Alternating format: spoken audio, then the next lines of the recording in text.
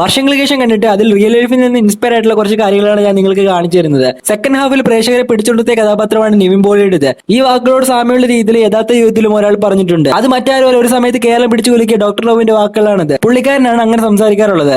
അത് നിവിൻ പോളി എന്ന കഥാപാത്രത്തിൽ കൊണ്ടുവന്നിട്ടുണ്ട്. ഒറ്റയ്ക്ക് വഴിവെട്ടി വന്നവനാണ് ഞാൻ.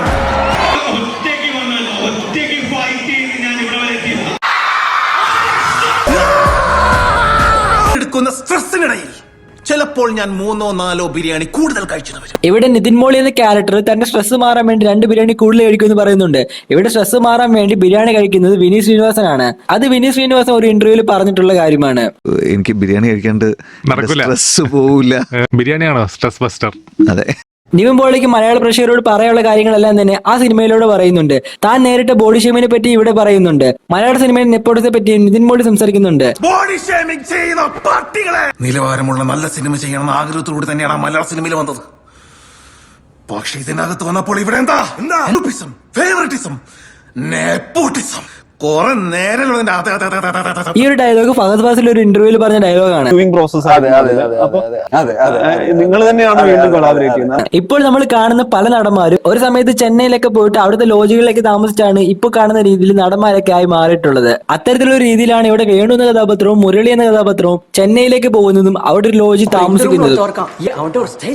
ഇവിടെ ആ പയ്യൻ പറയുന്ന ആ പ്രത്യേക സ്റ്റൈൽ കാണിക്കുന്ന ആ ഒരാളെ പറ്റി പറഞ്ഞില്ലേ, അയാളാണ് നിങ്ങൾക്ക് ഇപ്പൊ ഏകദേശം മനസ്സിലായി കാണുമായിരിക്കും. അതെ, നമ്മുടെ സൂപ്പർ സ്റ്റാർ രജനീകാന്തിനെ പറ്റിയാണ് ഈ ഒരു കാര്യം പറഞ്ഞിട്ടുള്ളത്. അത് ആ ഒരു പാട്ടിനിടയ്ക്കുള്ള സീനില് ആ ഒരു രജനീകാന്തിന്റെ സ്റ്റൈലും കാര്യങ്ങളൊക്കെ കാണിക്കുന്നുണ്ട്. അദ്ദേഹത്തിന്റെ പഴയകാല ലുക്കുള്ള ഒരു ഡ്യൂപ്പിനെയും സിനിമയിൽ കാണിക്കുന്നുണ്ട്.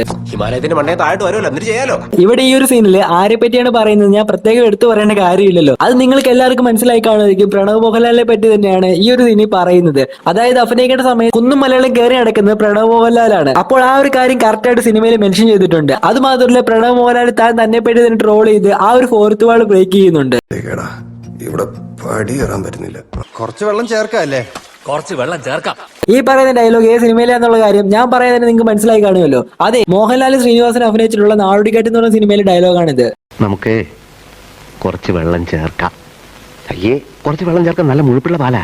എനിക്കെന്താ ഈ ബുദ്ധി നേരത്തെ തോന്നുന്നത്? ഇടാ, നമുക്കെന്താ ഈ ബുദ്ധി നേരത്തെ തോന്നാത്തത്? നമുക്കെന്താടാ ഈ ബുദ്ധി നേരത്തെ തോന്നാഞ്ഞ്?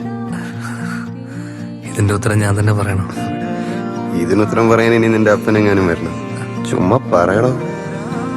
എല്ലാറ്റിനും അതിൻ്റെതായിട്ടുള്ള സമയമുണ്ട് മോനെ. ഓരോന്നിനും അതിന്റേതായ സമയമുണ്ട് മോനെ. അതുപോലെ ഈ പറഞ്ഞ ഡയലോഗുകളും നാടോടിക്കാറ്റ് എന്ന സിനിമയിലെ ഡയലോഗുകളാണ്. മോഹൻലാലിനെ ശ്രീനിവാസനെ ഓർമ്മപ്പെടുത്തുന്ന രീതിയിലുള്ള ഡയലോഗുകളാണ് ഇത്. നിങ്ങൾക്കറിയാമോ, ഇന്ദ്രധനുഷ് എന്ന് പറഞ്ഞ കഥാപാത്രം ചെയ്ത കലേഷ് രാമാനന്ദ് ചെയ്ത ഈ റോള് ആദ്യം ചെയ്യാനായിട്ട് തിരഞ്ഞെടുക്കപ്പെട്ടത് ലോകേഷ് കനകരാജിനെ ആയിരുന്നു. പിന്നീട് ഈ ഒരു റോൾ ചെയ്യാൻ വേണ്ടി അദ്ദേഹം വിസമ്മതിക്കുകയായിരുന്നു. അതുപോലെ തന്നെ ക്യാമറ കൂടെ ഉള്ളതിലൂടെ ചാടണം എന്ന് പറയുന്ന ഡയലോഗ് ചിന്തവിഷ്ടയ ശ്യാമൻ എന്ന ചിത്രത്തിലെ ഡയലോഗാണ്. അതൊന്ന് അടി കൊളത്തി ചാടുമ്പോ നീ കൂടി ചാടും. എവിടെ കേട്ടിട്ടില്ല. എനിക്ക് സത്യം പറഞ്ഞ ഈ ഒരു പടം കണ്ടിട്ട് തട്ടിക്കൂട്ടി 2.5 മണിക്കൂർ ആക്കി വെച്ച സിനിമയിലാണ് തോന്നിയത്. പിന്നീട് നിവിന്റെയും വെസ്ലി ജോസഫിന്റെ കടന്നു വരവ് ആ സിനിമയുടെ രീതി തന്നെ മാറ്റുന്നതായിട്ട് കാണാൻ സാധിക്കും നമുക്ക്. പക്ഷെങ്കിൽ ഒരു കള്ള ലക്ഷണമുണ്ട് ഇല്ലേ? നോക്ക് നോക്ക്, അതുകൊണ്ട് അച്ഛനുണ്ട്. സിനിമയുടെ തുടക്കത്തിൽ ഇങ്ങനൊരു രംഗമുണ്ട്. ഈ പറയുന്ന കാര്യം ശ്രീനിവാസനെ കുറിച്ച് തന്നെയാണ് പറയുന്നത്. വിനീത് ശ്രീനിവാസന്റെ സൂപ്പർ ഹിറ്റ് സിനിമയാണ് തട്ടത്തിമറയത്ത്. ആ ഒരു സിനിമയിൽ ഒരു സൂപ്പർ ഹിറ്റ് ഡയലോഗും ഈ ഒരു സിനിമയിൽ പറയുന്നുണ്ട്. അത് ഈ പടക്കം കേരളത്തിൽ മാത്രം കണ്ടുവരുന്ന ഒരു കാറ്റടിച്ച് പറന്നു പോയി കാണും അല്ലേ? അതുപോലെ തന്നെ നിവിൻ പോളി നായകനായിട്ട് എത്തിയ വടക്കൻ സെൽഫി എന്നുള്ള ചിത്രവും ഈ ഒരു സിനിമയായിട്ട് കണക്ഷൻ ഉണ്ട്. ഒരു വടക്കൻ സെൽഫി എന്ന ചിത്രത്തിൽ അജു വർഗീസ് അവതരിപ്പിച്ച കഥാപാത്രത്തിന് ഒരു ഷോപ്പ് ഉണ്ടായിരുന്നു. ആ ഷോപ്പിന്റെ പേര് മെറ്റാലിക്ക എന്നാണ്.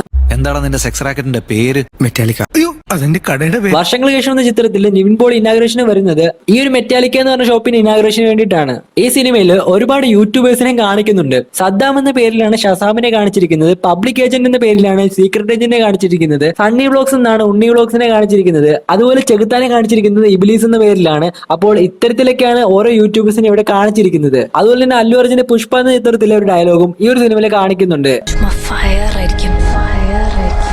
ആ ഒരു സമയത്ത് പ്രധാന സംഗീത സംവിധാനമായിട്ട് ഇളയരാജയെ അവിടെ കാണിക്കുന്നുണ്ട്. 1980 സംഗീത സംവിധാനം ചെയ്തിട്ടുള്ള തായ്പുങ്കൽ എന്ന് പറഞ്ഞ ചിത്രത്തിന്റെ പേരാണ് അവിടെ എഴുതി വെച്ചിരിക്കുന്നത്. അതുപോലെ തന്നെ നിവിൻ പോളിയുടെ മറ്റൊരു സൂപ്പർ ഹിറ്റ് സിനിമയാണ് പ്രേമം. വർഷങ്ങൾക്ക് ശേഷം എന്ന സിനിമയിൽ പ്രേമത്തിന്റെ ഒരു റെഫറൻസ് കാണിക്കുന്നുണ്ട്. പ്രേമം എന്ന സിനിമയിൽ വിനീത് ശ്രീനിവാസൻ പാടിയ ആലുവ പുഴയുടെ തീരത്തുന്ന സോങ്ങിന്റെ ആ ഒരു BGM അവിടെ കേൾക്കുന്നുണ്ട്. ആലുവ. അതുപോലെ തന്നെ നിവിൻ പോളി നായകനായിട്ട് നേരോ സിനിമയിലെ ഗാനവും അവിടെ ആലപിക്കുന്നതായിട്ട് കാണാൻ സാധിക്കും. 1967 പരീക്ഷ എന്ന പ്രേം നസീർ ചിത്രത്തിലെ പി ഭാസ്കരൻ എഴുതി MS ബാബുരാജ് സംഗീത സംവിധാനം ചെയ്തിട്ടുള്ള യേശുദാസ് ആലപിച്ചിട്ടുള്ള ഒരു പുഷ്പം മാത്രമായിട്ടുള്ള ആ ഒരു സോങ് ഈ ഒരു സിനിമയിൽ പാടുന്നതായിട്ട് കാണാൻ സാധിക്കും.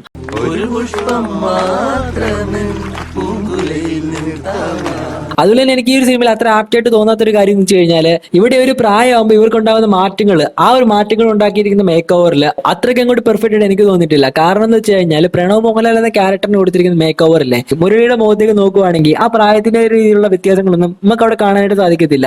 ആകെ അവിടെ മുടിയും താടിയൊക്കെ നരച്ചിരിക്കുന്നതായിട്ട് കാണാനായിട്ടുള്ളൂ. അതുപോലെ തന്നെ ഇത്രയും പ്രായമായിട്ട് നായികയുടെ മുഖത്ത് ആ ഒരു ക്യൂട്ട്നെസ് നിലനിൽക്കുന്നുണ്ട്. എന്നാൽ ഇവർക്ക് രണ്ടുപേർക്കും കൊടുത്തിരിക്കുന്ന ആ ഒരു വയസ്സായ റോള് അത്രയും അങ്ങോട്ട് ആപ്റ്റായിട്ട് എനിക്ക് തോന്നിയിട്ടില്ല കേട്ടോ. അതുപോലെ തന്നെ ഈ ഒരു സിനിമയിൽ വേണു എന്ന കഥാപാത്രത്തിന്റെ അച്ഛന്റെ പേര് ഉണ്ണിമാഷ് എന്നാണ്.